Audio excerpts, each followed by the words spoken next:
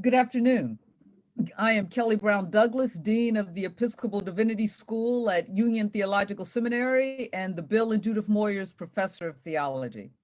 I'd like to thank you all for joining us for today's Just Conversation. I am especially pleased to welcome to the conversation the Reverend Dr. Benjamin Chavis, current president and CEO of the National Newspaper Publishers Association, the banner organization for over 230 Black newspapers, the former executive director and CEO of the NAACP, and he was one of the wrongly convicted Wilmington 10, which speaks to his deep commitments to justice as a longtime civil rights and racial justice advocate, dating back to his years as a youth. I could go on and introducing Ben, but that would leave no time for the very important conversation before us. And so I simply want to welcome my friend, former classmate and colleague, Dr. Benjamin Chavis, to this conversation. Thank you very much, Dr. Kelly Brown Douglas. And I'm just going to say, Dr. Kelly, listen, and Dean Kelly, thank you so much for giving me an opportunity to be on this program. And I hope that this is the beginning of a series of dialogues about justice, about equality, about freedom, and about empowering people, not only in America, but throughout the world. Well, I promise you that it will be. And so let us jump right in. We find ourselves, Dr. Chavis, in some unprecedented times in many ways. And of course, we see at this moment in time, once again, our democracy being at one of its most fragile states. One of the things that brings us to this moment is that we have an outgoing president who has not trusted the election and who has challenged the votes of many in our electorate.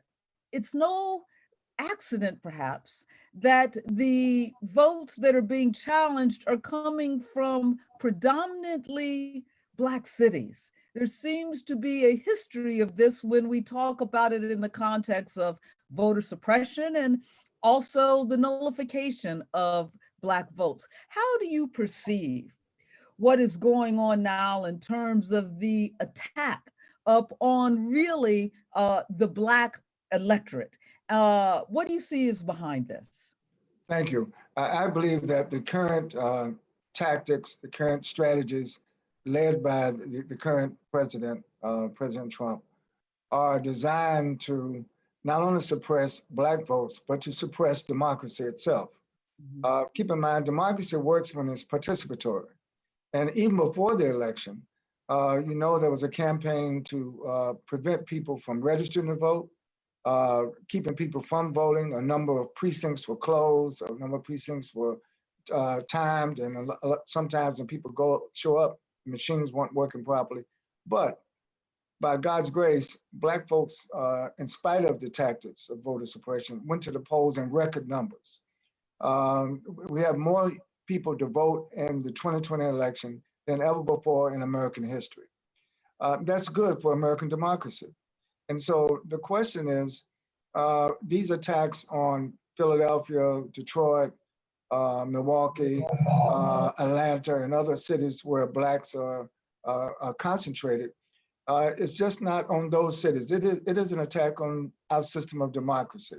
And I think going back to the days, in our early days of the Civil Rights, when we fought to get the Voting Rights Act, it was to overcome not just a Southern strategy, because remember, Malcolm X said that the South, in terms of voting, was anything south of the Canadian border. The whole country was the South. And so this is a systemic problem that we still have to make changes. I'm hoping that the new Biden-Harris administration will appoint a czar on voting rights. I know he appointed a czar on climate change and environmental rights, which we definitely support. But I think voting rights is so fundamental to having a democracy.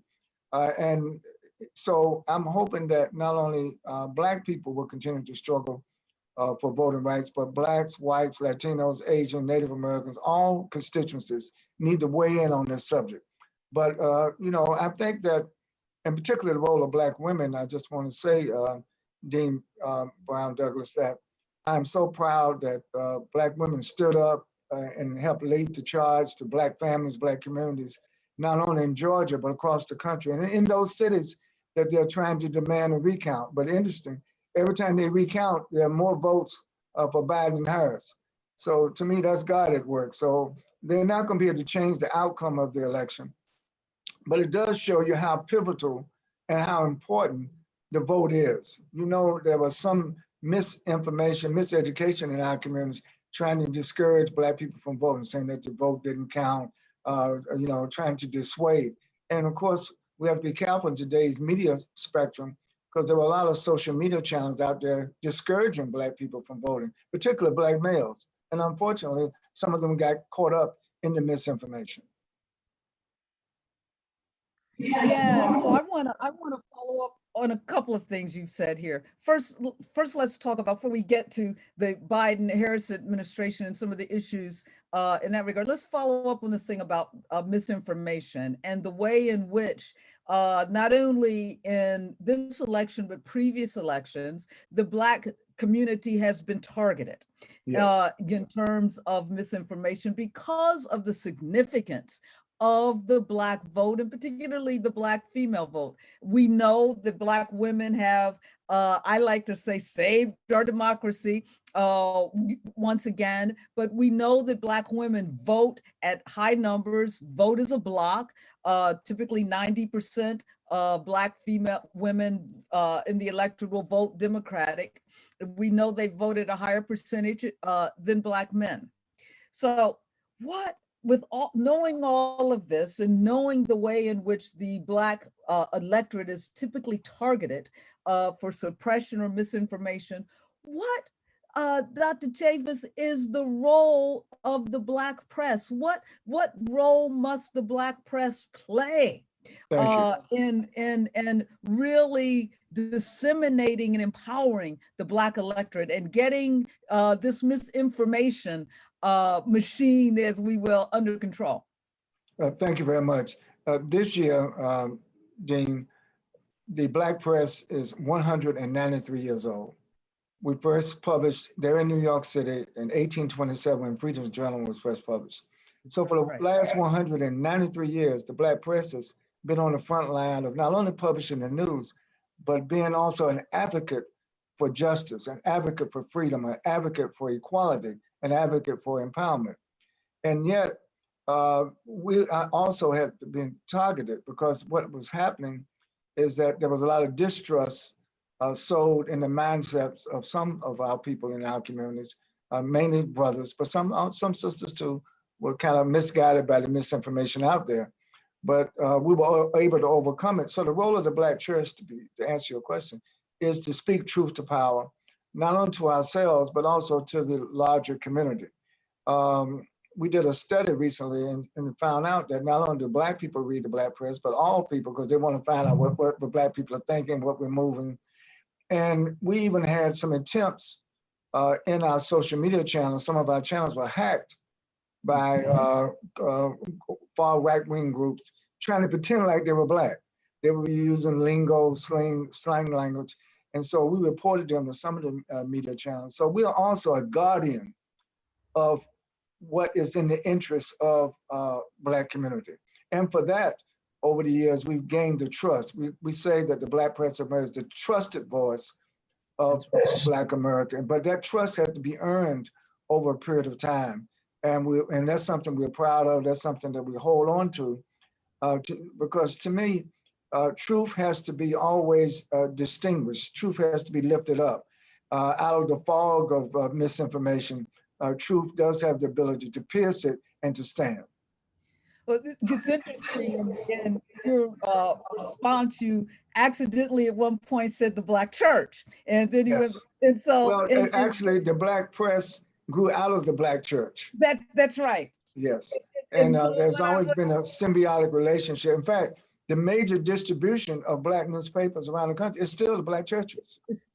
Right. You know, in terms of distribution, we reach about 20 to 30 million people a week in our dissemination So, because of digital age, there's not many newsstands now, or news where people go to the block and get on news. So you have to get it at your doorstep, or you get it at your church. But now with COVID, everything is virtual. So we had to figure out a way how to disseminate this information, also using digital distribution as well as print distribution. Yeah, no, and you made the point so well. This relationship, that this historical relationship between the Black church and the Black press, and they have been the two most trusted Yes. institutions in our community. And yet we've seen the waxing and waning of both of those in terms of their influence or their viability, and particularly when we're talking about the Black press, right? So before I move on, what's the strength, the viability, and the visibility of the Black press today? Because it becomes so crucial as that trusted arm along with the Black church at this time in the Black community. Yes. Well, we have 230 African-American owned newspapers, and I'm pleased to report to you that 50% of our newspapers are owned by Black women. There you go. We keep saying Exactly. A lot of our papers are second and third generation. And so the spouses of the founders run the paper, their grandchildren. Now it's pretty evenly spread out between male and female ownership. Also, there's a legacy there that I've encouraged journalism students, particularly at HBCUs and other places, to always consider working for the Black press. It's a great place not only to get an apprenticeship, to learn not only how to write, but what to write and how to distribute what we write. So there's a viability, but I'm going to be honest with you, when things digitally occurred in the marketplace, it was a big challenge. A lot of our newspapers did not have the staff or did not have the infrastructure to compete in the digital format. So over this is my 8th year now with the NNPA, we've been able to establish the NNPA Digital Network, which incidentally is the largest Black-owned digital network now in the country, which complements our print. It doesn't put the print out of business, it makes the print much more valuable, because we're in the age where content is king, or should I say content is queen. But the thing is how to get the distribution of the content. Like we're doing this program now on Facebook. The thing is, this content should live beyond this 30 minutes in terms on social media where people can go see the link and repeat it. Because one of the things I've learned in working with the Black press, and I just shared this with you, that we need repetitive distribution of the truth. Right. When we speak truth to power, we have to do it every day, not just once a month or not just at election time. And again, one of my concerns with the Black church, as well as the Black press, I think there's certain symbols of the democracy that we have to rescue. Mm-hmm. The right wing kidnapped the American flag. When you ever talking to them, they're always talking about for the American people, for the American people. Well, are they speaking for all of the American people? The American people are diverse, multiracial, multicultural, different sexual orientation. It's a panoply of diversity. And to me, our democracy is as its strongest strength when it is at its most diverse place. So it's the politics of inclusion, not the politics of exclusion. And that's what we just witnessed in this current election. And then there's still a struggle, even in the aftermath of what happened in the national elections. As you lead up to the inauguration of the next administration, there's still a struggle. There's still this tension about, are we going to have a multiracial democracy, a multi-ethnic democracy, a pluralistic democracy? Are we going to have more exclusivity, which leads to suppression, and which leads to inequality, which leads to mass incarceration? I just go down the list of things.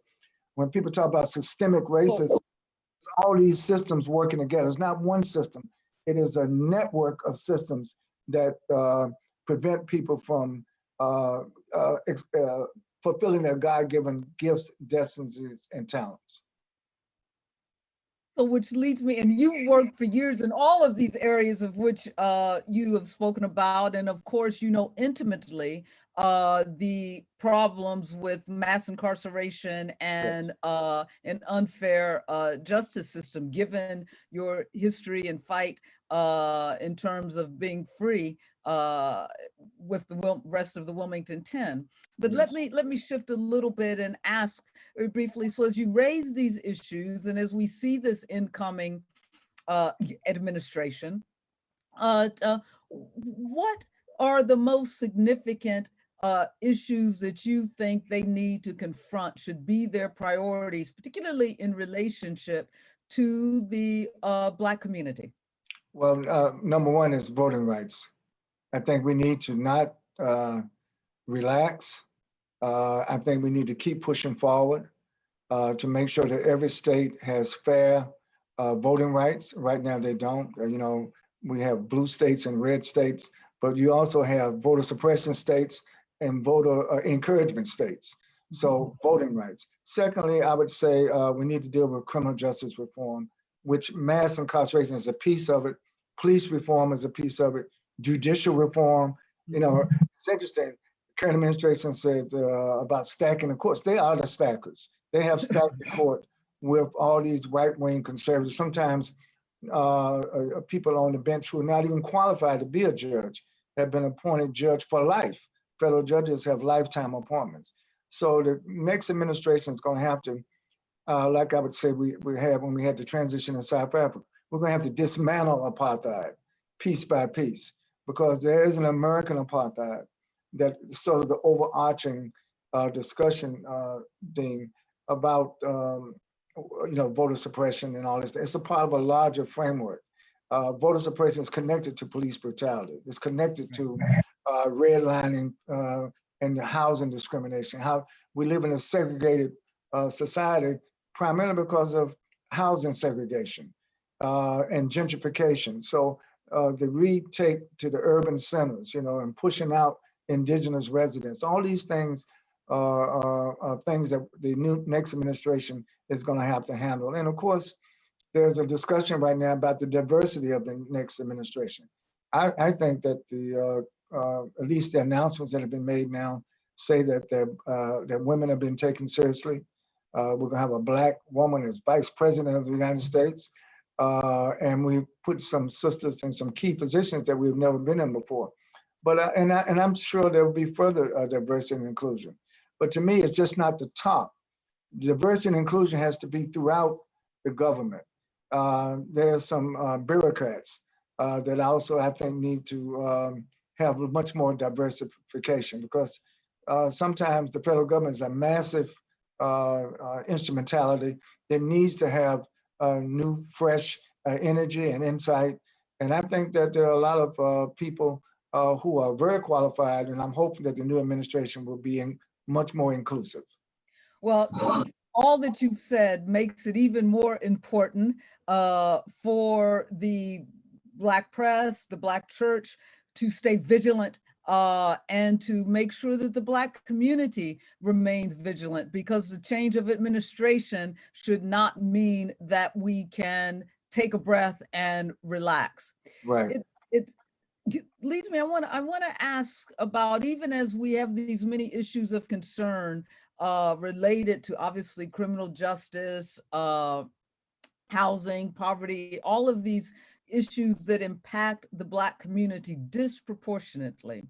There's a segment of the Black community that is even more disproportionately impacted in all areas. We are more likely to see them homeless. We are more likely to see them involved in the juvenile and criminal justice system. They are more likely to fall victims to homicide. And this is the LGBTQ plus community. We know, for instance, at least 40 trans persons have been murdered this year, according to HRC statistics, and most of those persons have been Black.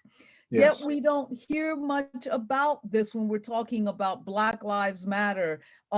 We don't hear much about the community that is particularly vulnerable within the Black community. We don't hear about it in the Black church, neither in the Black press. We don't hear about it enough in the Black press. And one of the things I've been pressing the NMPA to all of our publishers to let them know, we cannot afford to leave out the LGBT plus community. First of all, these are our brothers and sisters. They're part of our community. And of course, in the Black church, there has been some deniability about even the existence of LGBTQ plus. But the thing is, I think that that's something that we have to continue to highlight. I know in the Black press now, we've done features on this subject, and we're going to do more, so that we don't leave out any community of the communities in which we serve. I think one of the things that we know that the Black community, when we use that term, we ourselves are very diverse. We're not monolithic. And our greatest strength is when we have all of the representation of our community together and not partially. And we cannot afford, if we say we want equality from the larger society, then we have to also treat each other with respect and with equality and with embrace. And I think that that's a struggle that we have to commit ourselves to, and to make sure that we be forthright, not whisper about it, but be forthright about it. Yeah, because got to find a way to change the narrative, right? Exactly. And the Black press again becomes crucial in that. Speaking of changing the narrative, one of course the crises that we are all in together is the COVID-19 pandemic. Again, that has disproportionately impacted Black people and Latinx persons. One of the things that we also know when it comes to the Black community is the distrust in relationship to scientific and medical community, a distrust that is well grounded historically when we think of things like the Tuskegee experiment and more. And so here we are at this intersection, at this crossroads, where we are on the brink of a vaccine for COVID-19. But we know that there's a high level of distrust in general in the country regarding the vaccine, but even more so within the Black community, to the point that President Obama spoke to it in an interview a couple of days ago, suggesting that he would take the vaccine on camera. What's the role of the Black press in trying to help not only make sure that the vaccine reaches our community, a community most vulnerable, but that when it reaches it, that the community trusts it? How do we help the Black community to build trust right now, just in the vaccine, but in our medical community? Thank you. That's a very good question. First, when the pandemic first started to rise earlier this year, in late February, we, the NMPA, we established the NMPA Coronavirus Task Force, made up of some of the leading infectious disease physicians at Meharry, Morehouse, and at Howard. Also, Dr. Benjamin, who used to be the Surgeon General, she's a part of the task force. Anyway, we got all our Black medical officials together because we had a forecast back then, because of the legacy of the Tuskegee Project, the legacy of the distrust of science and medicine dealing with Black people. We had the same thing dealing with sickle cell. We had people, Blacks were scared to get involved in clinical trials of sickle cells, although we know that we are disproportionately impacted by sickle cells. So it was in our interest not only to get involved in clinical trials, not only to get involved in vaccines when they become, even around flu. You'd be surprised, a lot of Black people didn't want to take the flu shot because there's so many myths and stereotypes out there, untruths again, about vaccines. So the role of the Black press is to gather the facts and present the facts, but also to be an advocate. We intend not to be on the sidelines. when President Obama gets that shot, we're going to have that on the front page of all of our newspapers and other influencers. Because unfortunately, I just want to cite again how the misinformation is out there. Earlier this year, there was all over the social media that 5G gave people the COVID. And that's just absolutely not true. And that untruth went all over the world. It was global. It wasn't just in the United States, where people were afraid to turn on their television sets or their laptops because they felt they had this rumor on social media that was the source of the virus. But again, so we have to always call out the falsehoods. We have to call out the stereotypes.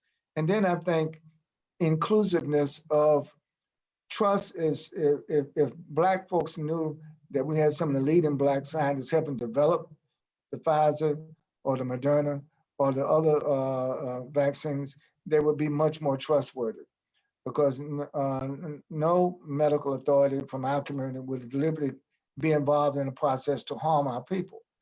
And that's why I think not only will President Obama take the vaccine, I plan to take it, and I know many others plan to take it publicly to help instill trust. Because see, trust also is in the context of goodwill.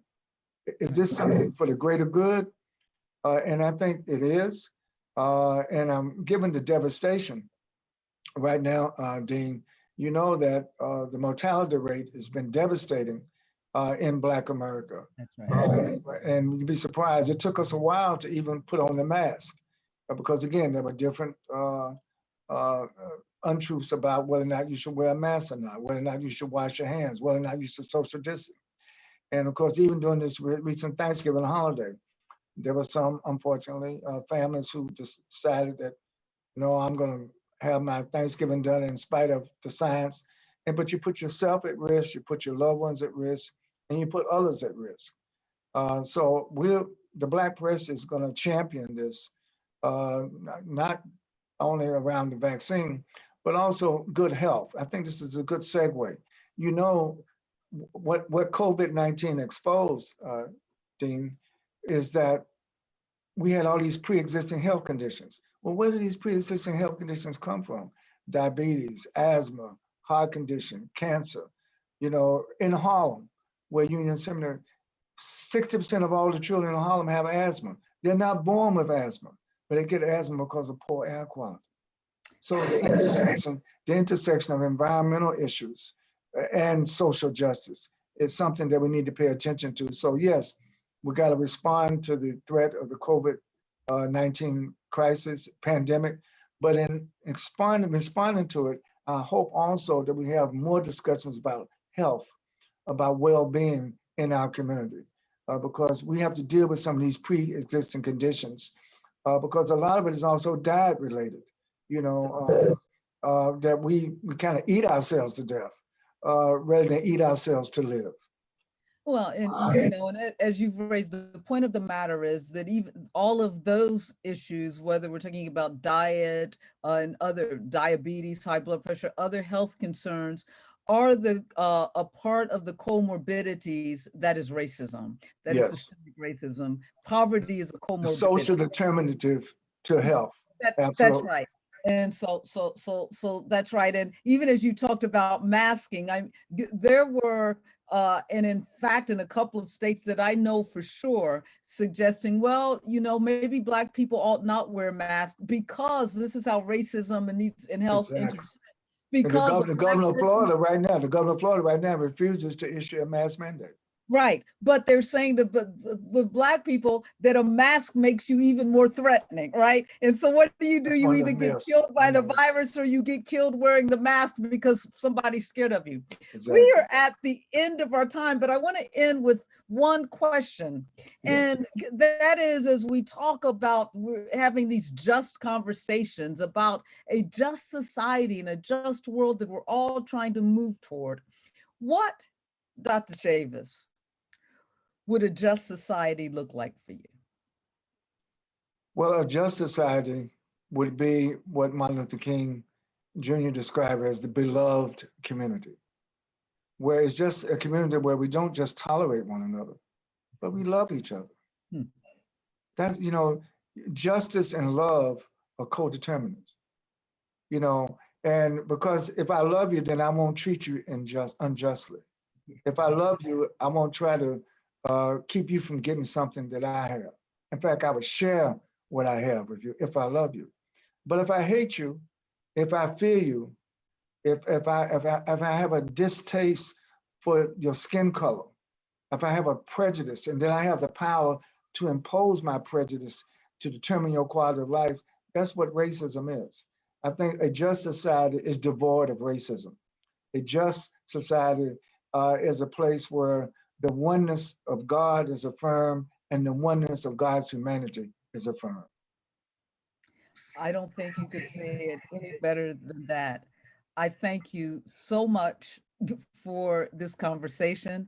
I know that these will be conversations that will continue because we left so much Absolutely. unsaid. And before we close, Dean, I know we got to have another discussion about, I talked about rescuing the flag from the right, political right wing, but we also got to rescue Jesus from the evangelicals. Well, now we've got to, and that is a critique upon the faith community, and so that's that's our next conversation. All right. Thank you so much, Dr. Benjamin Chavis, and I invite all of you back to join me next week, next Friday, for Just Conversations with Zephyr Teachout, lawyer, professor of law, and also a former candidate for a gubernatorial candidate, as well as Attorney General in New York. So I invite you back for that conversation next week, and we'll see more of Dr. Chavis. Thank you. God bless. Thank you.